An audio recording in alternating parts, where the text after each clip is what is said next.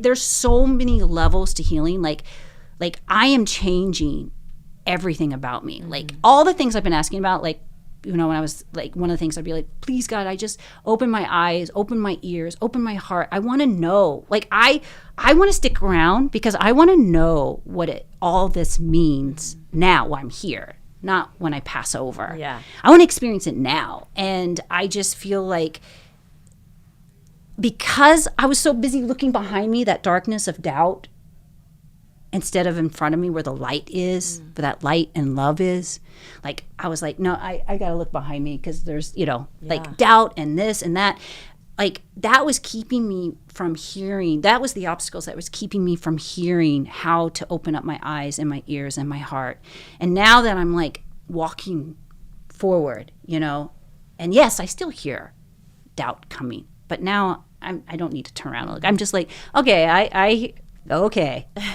But, I'm moving forward. Like I have, like, I'm gaining so much faith. I'm like, things that used to be intellectual are sinking into my bones, and it's like sinking so deep that it's like now in my core, and it's healing me on deeper and deeper levels, to the point where I'm like, this goes beyond so many things. Like, I'm changing every aspect of who I am, which is now giving me the answers that I have been asking.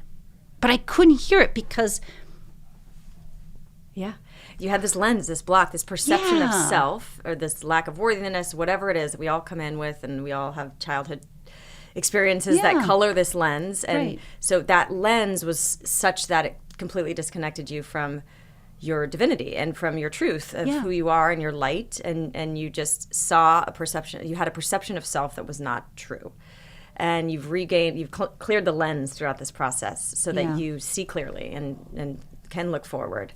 And what I think is so amazing is that also, can you just touch on, because I want to get to how others can access what because it's such a powerful story, but like what you've learned that could possibly get people the, confidence to put their hands on the wheel.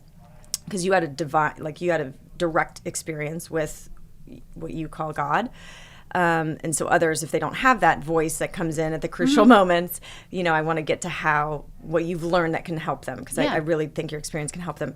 But just because I know you so well, I know that leading up, the last 2 years leading up to this, or 2.5 years, you had this like call to go on these like survival wilderness journeys where you go to the East Coast and you learn from this guy who was an indigenous, shaman or Native American who was connected to the earth and could track animals, and you wanted to learn the ways of nature and how to connect and survive in the wilderness. And you would go on these vision quests, like Native American culture. And it's so wild for you to do that. And that, like, tell us a little bit about that and how that prepared you, because you are on the greatest vision quest of a conscious being, I'm on the biggest vision quest I've been on yet. I've done a handful of vision quests.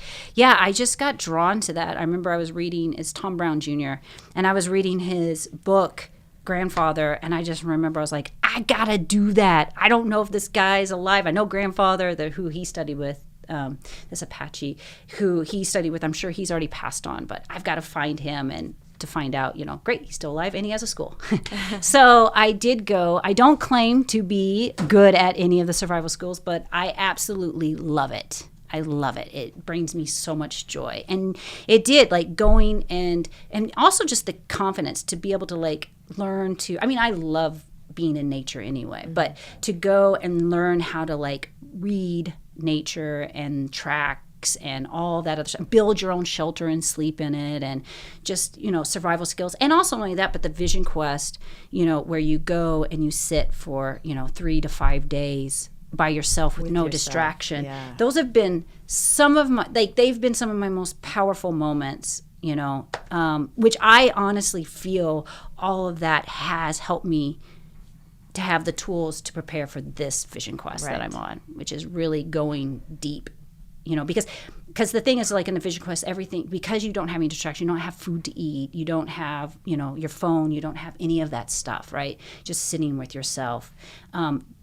Every day, like, a different aspect comes up, and so it comes to the surface and you face it. But for me, like when I got diagnosed, I felt like boom, all that I've been like just, pushing down and not wanting to face all came up, and I had nowhere to turn. Like I couldn't even look at my social media. It made me sick to my stomach. Like I couldn't eat. Yeah. I didn't have any of those things that I usually use to distract myself. I couldn't work. That was my biggest distraction. I couldn't do any of the things that I usually use to distract myself. So I really had to sit, which is a blessing. Yeah. It's a blessing. It's a blessing that I feel like also it's just like one of those things like if I could tell myself like some advice of what to do if I had to redo it, I would be like, okay, if you get diagnosed, just go and spend 2 weeks processing. 2 weeks is going to feel like 2 years. Just go and spend 2 weeks processing. Don't make any decisions. Don't do anything. Just sit with it and feel it and process it. Because now there's things up online. You can look to see like how, like you can look up your cancer and see like how people are healing in a conventional way, how people are healing in a holistic way, maybe how people are using a combination. Like you can. Like where is there a website that you found, or you just? There is a website. What is it called? Oh, Radical Remission. Yeah. Yeah, Radical Remission. Yeah. So she started something where you can do that. Yeah, it's like a database, right? Mm-hmm. Yeah. There's not much on stomach cancer. But hey, great. I can eventually post my story, you know. But, so I just feel like, it's interesting because we have like this, like cancers, if I know correctly, it's like the second leading cause of death in the U.S., and it's just like, and growing. That's a big fear put around it. Mm-hmm. Even if when I told people, I could see their fear come up, mm-hmm. and they were not the ones diagnosed. It brings up a lot of fear. So it's just like, I feel like it would be great to like be able to turn that around, and not only that, but it's interesting. And I don't know, it was a thought that came, but it was just like, wait a minute, if cancer is the second leading cause of death, then does conventional medicine work? I don't know. I'm just saying, it does work. Like my cousin, he did it and it kept him alive. So I'm not saying that, like, it's just like, like my oncologist is amazing. He's like, I'm rooting for you. He's like, in the end, after I had to tell him like 5 times I'm not taking his path, he was like, he finally like shut the door and he looked at me and he's like, you know what? I'm not going to say this to everyone, but I'm going to say it to you. He's like, my path wasn't going to heal you, but what you're doing is working and I'm rooting for you. And I love you. And if anything changes and anything goes south, come back to me. Yeah, that's beautiful. It's so beautiful, because you got to realize like they're limited. Like they go into this field wanting to heal, but then they can only do so much. If it's not FDA approved, they can't say, hey, why don't you go try red light therapy? Right. They can say hyperthermia. Mm-hmm. But a lot of people don't even know about hyperthermia. But it's like, but you can, but the thing is like for me, I would say start juicing. Flood your body with nutrition. Yeah, Change carrots. The environment. Yeah. Carrots are like, some people are healing themselves just on carrots. Like it's now coming out like how medicinal carrots are. So many people are scared like, oh, the sugar, this and that. I don't know. It's working for me, but it's like juice as much as you can. Do the things that you can get your hands on, because maybe you can't get your hands on hyperthermia or high doses of vitamin C or mistletoe. Chris Wark is a great resource for that. Thank you. He healed himself with raw food and everything. And if you order, which I ended up doing, ordering his whole protocol thing, I did watch it for free, but I also ordered it, and he sends you a package. Like you don't even like. I was taking notes, but in the package it tells you everything. He like writes down everything he said, all the supplements, and then you go with that. His idea is like do everything at once, but my thought is I like doing like one thing at a time and sitting with it and being like, wow, that works. I'm sticking with that. Feeling really good about this that. Feels good. Now I'm going to do this. Like, and even like, I think it's important to do things at a certain time. Like I tried doing high dose vitamin C when I first got diagnosed. It didn't make me feel very good. And maybe that's fine. But now I'm doing it and it makes me feel incredible. Yeah.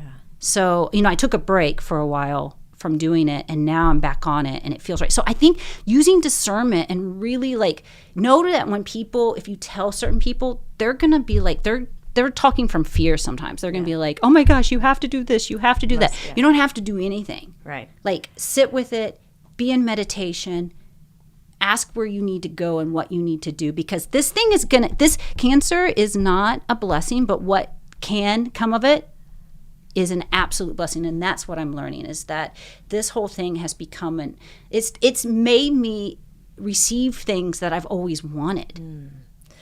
It's so, I mean, I have so much to say about that. Real quick about the boat metaphor and how you heard the voice. He said, just put your hands on the wheel. Yes. And I will do the rest. And what I'm hearing you say now is you, the one with the hands, is your consciousness, your soul, your spirit. The boat is your body, the vessel. Without your hands on your vessel, you cannot feel whether the carrots are working or not. You cannot feel the vibrations, the subtle messages and feedback. So consciousness has to put your hands on the wheel of your vessel. Yep. Connect to your body, tune in, feel into what's right for you. Yeah. Cut out all the noise. Meditation, prayer, take that 2 weeks, 1 week, whatever feels right to your vessel to process. And that's the metaphor that I'm seeing here. It's like you are the consciousness, your body is the boat, the vessel. And until you put your hands on the wheel, let God, the current, energy, life, flow, destiny, whatever, be the current in the water. But your boat is going to tell you where you want to steer and what's working and what's not. I think it's perfect. That's exactly it. That's exactly what I feel with it. Yeah. Yeah, that's perfect. Thank you for listening to the Heal Podcast. Be sure to tune in for more empowering wisdom and inspiring healing stories.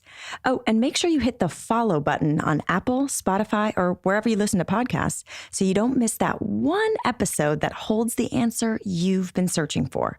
And if you feel inspired, we would love you to rate and review us so that we have the opportunity to reach more people. And of course, you can follow us on Instagram for some behind-the-scenes fun and more inspiration at @HealDocumentary and @KellyGorris.